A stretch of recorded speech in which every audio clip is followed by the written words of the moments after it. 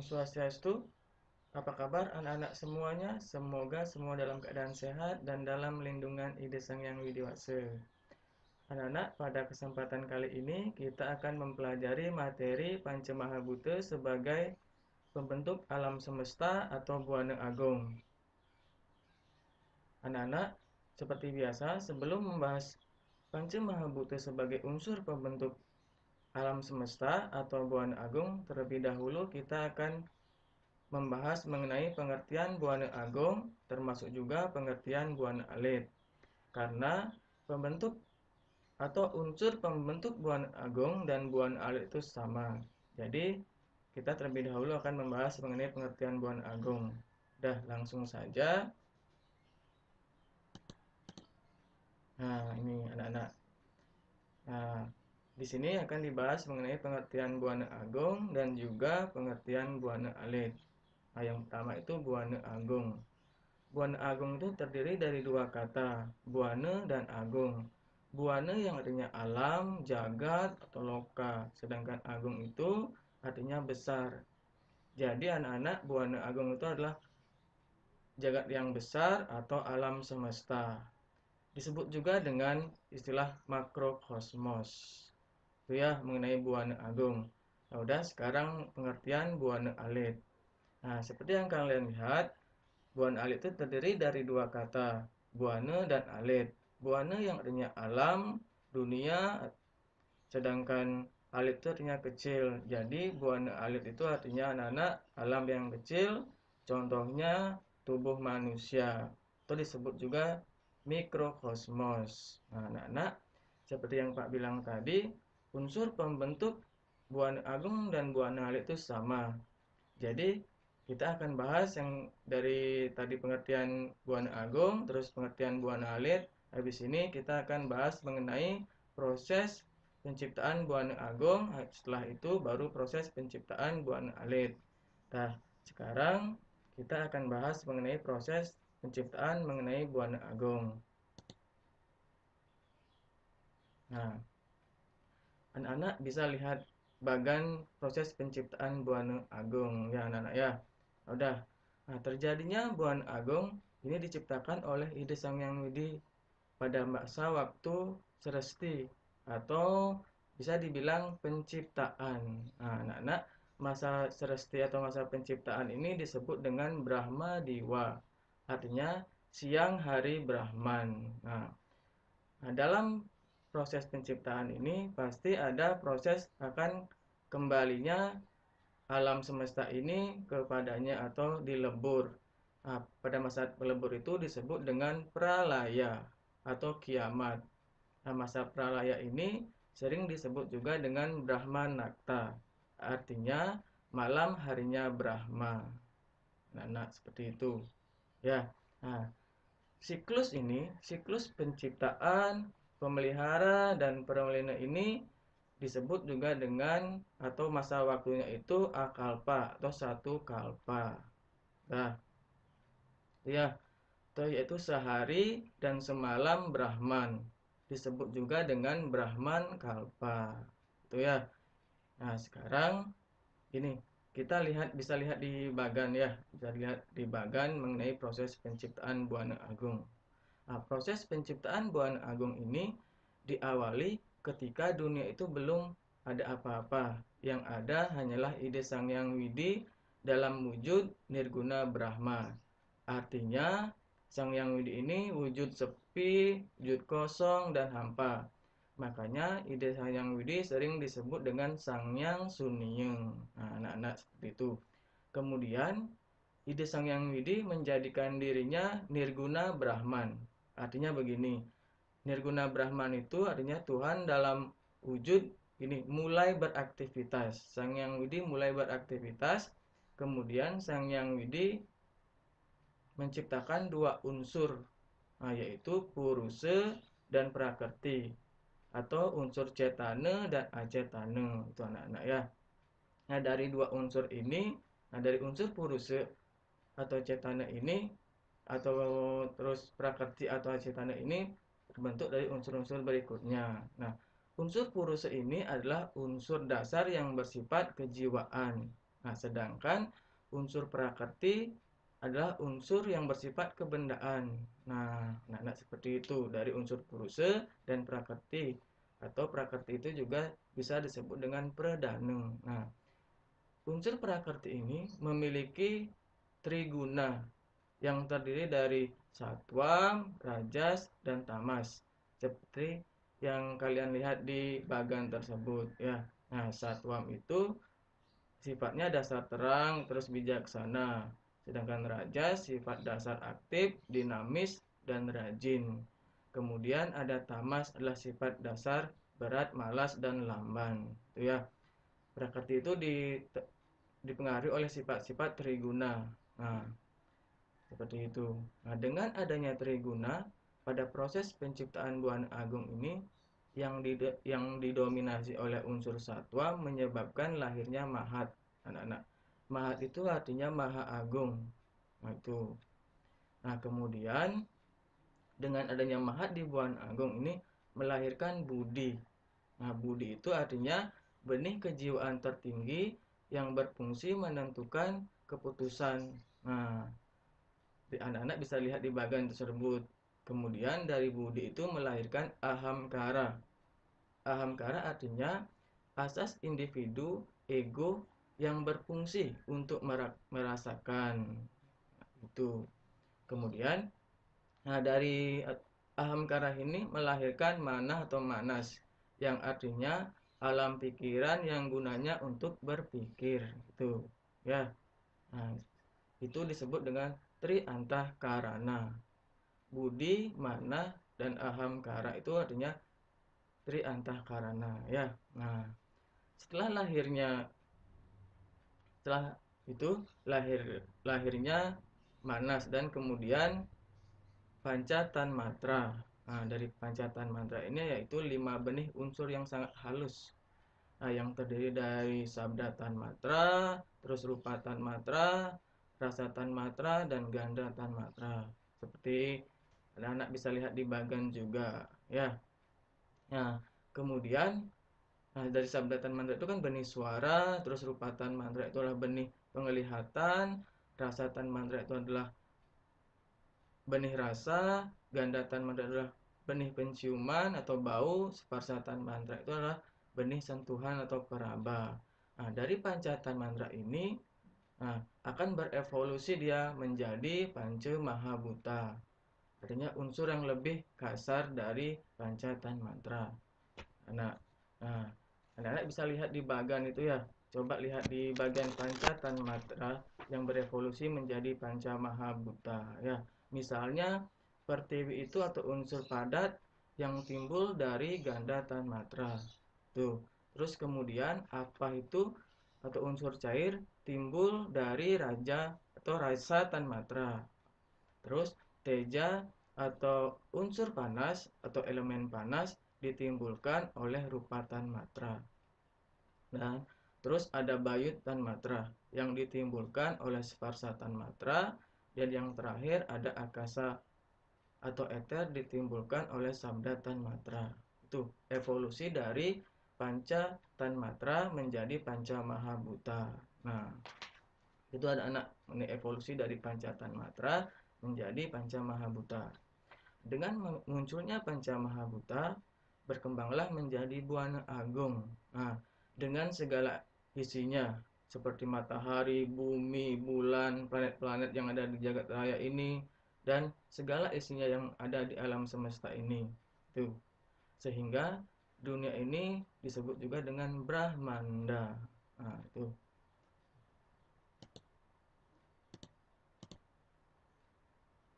Nah, ini ya unsur-unsur tadi yang Pak jelaskan ya mengenai unsur pancatan matra dan panca mahabhuta ya. Ini tadi unsur-unsur tadi yang Pak jelaskan. Kemudian dari unsur-unsur ini kan tadi Pak bilang menjadi alam semesta atau Brahmanda ya. Nah, ini. Nah, di dalam Brahmanda itu terdapat Sapta Loka dan Sapta Patala. Tuh, anak-anak bisa lihat mengenai bagian-bagian Sapta Loka dan Sapta Patala ya. Itu merupakan proses penciptaan atau terbentuknya Buana Agung. Secara konsep sederhana seperti itu anak-anak, mengenai proses penciptaan Buana Agung. Nah, itu. Kalau dilihat ya, proses penciptaan Buana Agung dan Buana Alit itu sama secara konsep sederhananya ya.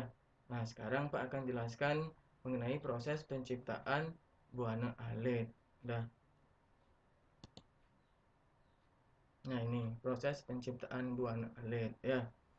Nah, hampir sama dengan yang tadi ya, mengenai proses penciptaan Buana Agung. Sekarang Pak jelaskan mengenai penciptaan Buana Alit secara sederhana saja. Nah, anak-anak, Buana Alit atau tubuh manusia Pak pakai contohnya ya. Buana Alit itu kan ada tubuh manusia, tumbuh-tumbuhan, binatang itu kan, itu Buana Alit. Nah, proses terbentuknya sama seperti Buana Agung, yaitu pertemuan antara Puruse dan Prakerti atau Perdana atau Cetane dan Acetane. Nah, unsur Puruse yang ini dimaksud dalam Buana Alit itu akan membentuk jiwatman. Jiwatman anak-anak ya. Sedangkan unsur Prakerti itu akan membentuk badan manusia atau wadah. Unsur Prakerti atau Perdana ini akan membentuk badan manusia atau wadahnya. Sedangkan Puruse tadi jiwa, jiwatman itu. Ya. Nah, setelah itu dalam jiwa dan badan manusia terdapat alat batin manusia yang menentukan watak atau karakter seseorang. Nah, itu ada 3 alat batinnya, yaitu yang hampir sama dengan Buana Agung, itu ada Tri Antakarana yang terdiri dari budi, manas atau mana, terus ada ahamkara ya. Budi berfungsi untuk menentukan keputusan, terus mana atau manas berfungsi untuk berpikir, dan ahamkara berfungsi untuk merasakan atau bertindak. Tuh, itu Tri Antakarana. Nah, selanjutnya setelah bertemu Puruse dengan Prakerti ditambah dengan Tri Antakarana, terus disusul pula dengan masuknya unsur pancetan matra yang menjadi indera penilai yang disebut dengan panca budi indriya. Nah, anak seperti lihat di bagan itu kan. Nah, di sana ada panca budi indriya. Udah, yaitu misalnya dari pancetan matra menjadi panca budi indriya ya. Pak jelaskan satu-satu di sini.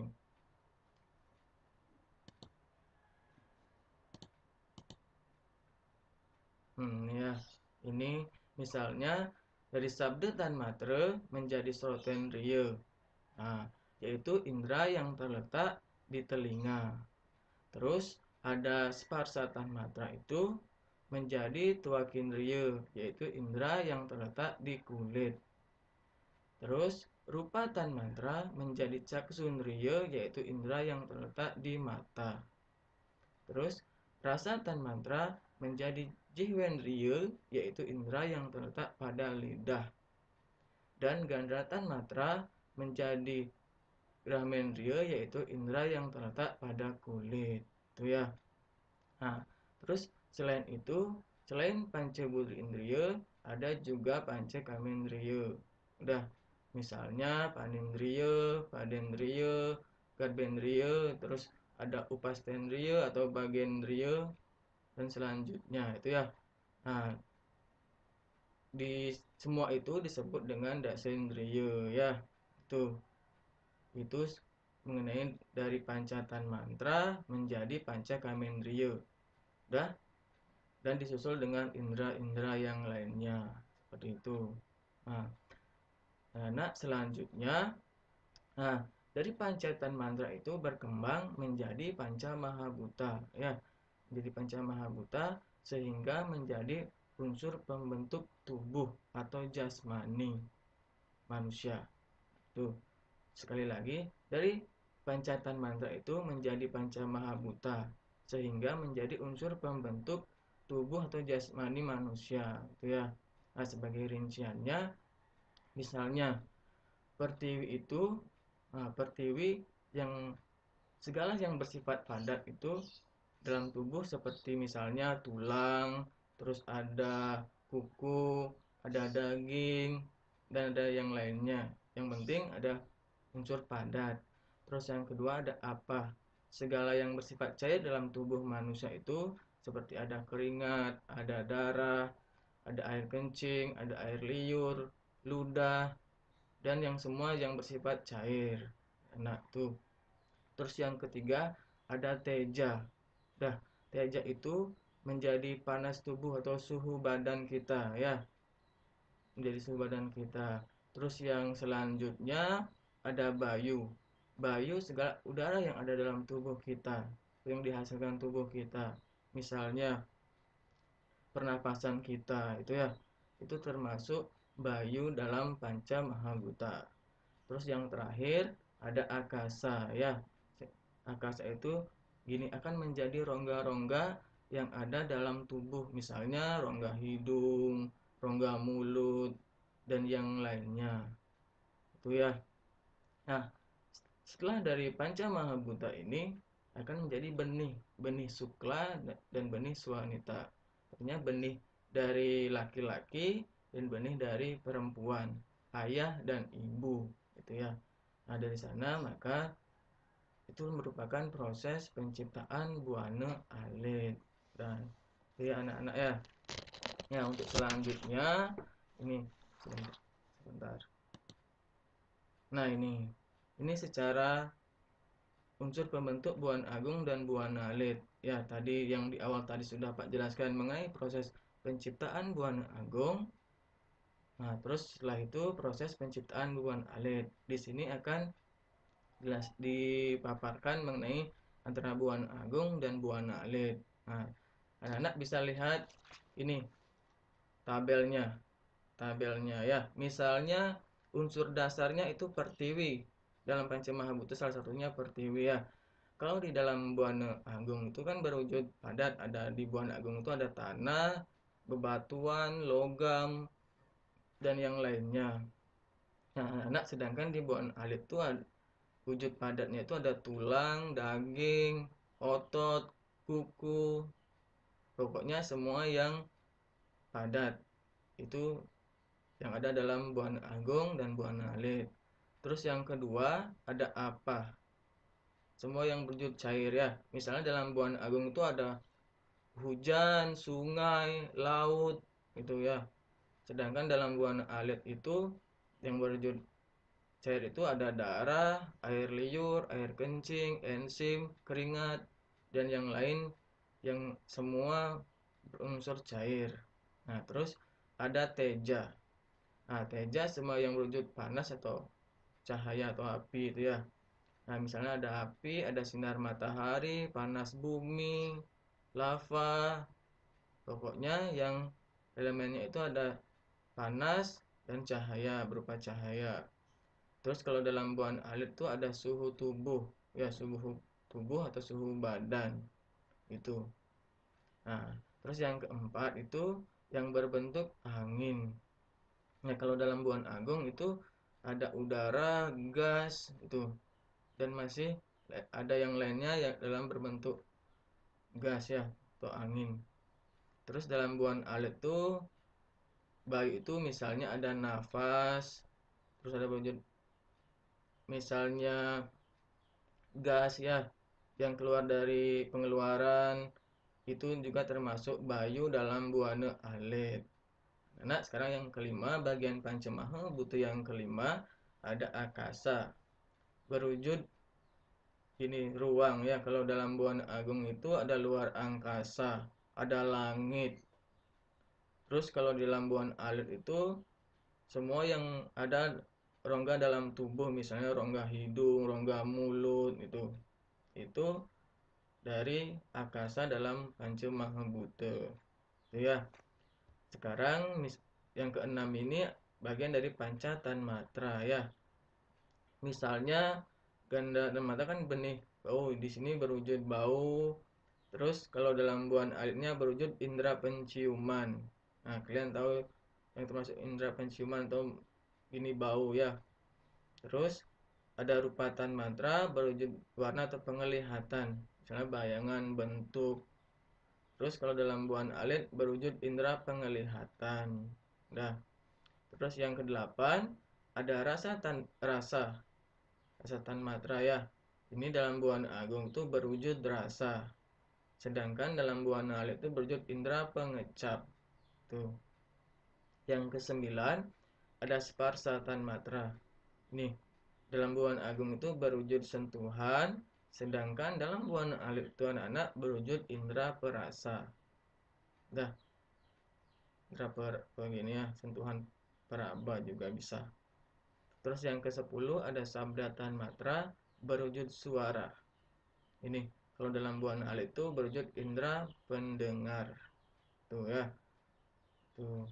Nah, sekarang yang selanjutnya di sini sudah dijelaskan mengenai unsur dasar panca mahabhuta, terus ada unsur dasar pancatan matra.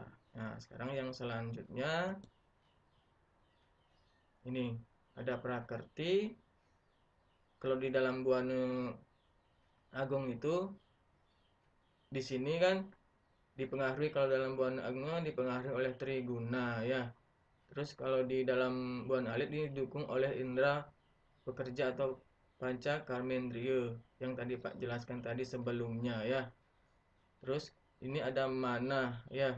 Terus dalam buana agung ini sudah tadi dijelaskan kalau secara wujudnya memang tidak bisa diwujudkan. Terus sedangkan dalam buana alit ini berwujud akal pikiran. Terus dalam ahamkara juga sama. Dalam buana alit itu berwujud peraba, sifatnya antara benda satu dengan yang lain, berwujud sifat ego. Nah, ego dalam diri manusia ini ahamkara ya.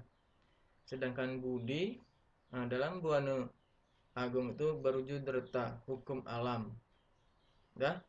Terus sedangkan dalam buana alit berwujud kebijaksanaan. Nah, terus yang terakhir ini purusa. Nah, purusa dalam buana agung berwujud jiwa atau alam yang absolut. Udah. Terus dalam tubuh manusia itu berwujud jiwatman. Udah, yang menjadi jiwanya. Tuh. Nah, ini mengenai unsur-unsur pembentuk buana agung dan buana alit. Nah, begitu anak-anak. Nah, dari awal tadi Pak sudah jelaskan mengenai pengertian buana agung dan buana alit. Habis itu proses penciptaannya, setelah itu unsur-unsur pembentuknya. Itu.